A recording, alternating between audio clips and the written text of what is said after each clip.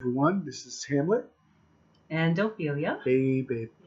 Hey. And we are going ahead and creating our next video, which is going to be the DOT physical. Now, I just got done completing my DOT physical. It's passed without too much of an issue. I was well prepared, however, so it made it that much easier for it. So, we'll go ahead and we'll get to what happened within.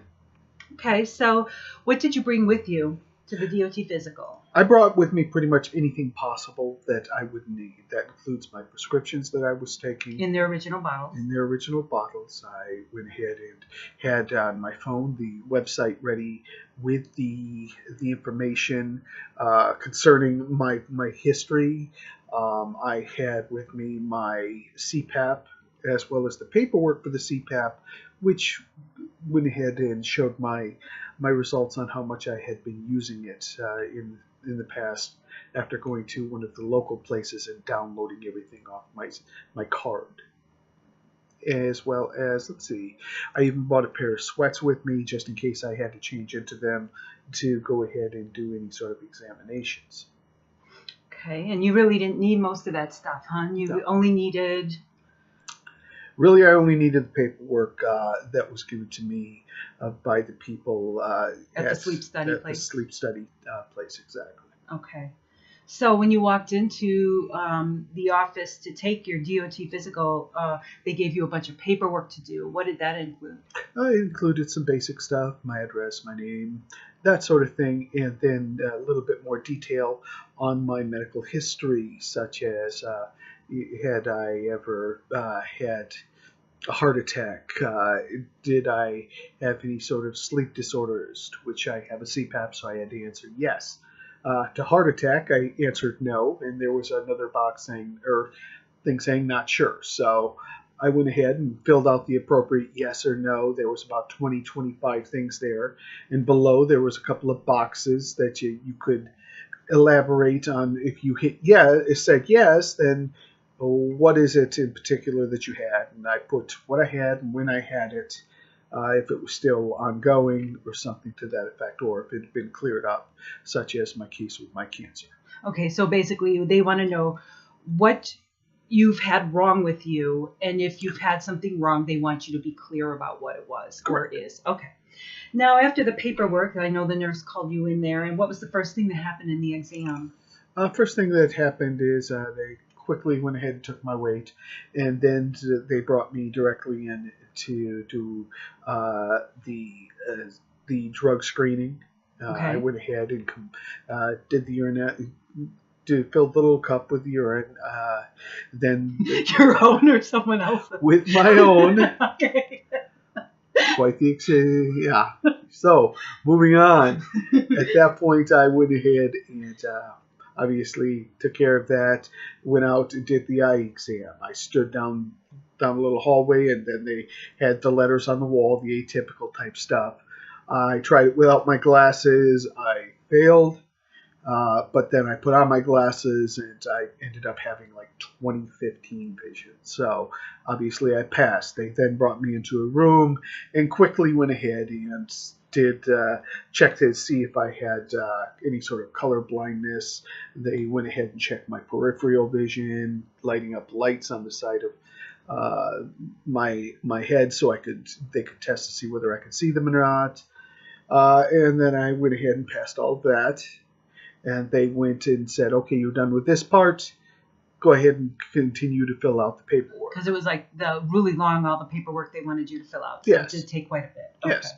So, I mean, in all fairness, it probably took me about 5 or 10 minutes to fill out the paperwork, but they were very quick in getting to me at where I was doing my DOT physical. So I was in there in a matter of 2 minutes from when I sat down. I went ahead and came back out. I was out there for another maybe 2 minutes tops, and they called me again. And it was much more like a normal doctor's office visit. Let them know I had already given my weight, so they brought me into the waiting room. They took my blood pressure, went ahead, did that sort of thing, checked my pulse, and said, okay, do you have any allergies? You're still on medications. I gave them all the information. They said, okay, wait here for the doctor, fill out your paperwork. I completed it. The doctor came in maybe 5 or 10 minutes later, read over my chart, really wasn't interested in what I had to say or what I brought in, because I had already actually met with the DOT physical doctor previously to just sit down and have a discussion with him about it. So he already knew my case. He knew what was going on. He sat down. He read my paperwork. He took my information from the sleep study to make sure that I was using my CPAP machine. And then he said, okay, jump up here. Let's go ahead and check your reflexes. He checked my eyes to make sure that everything was there.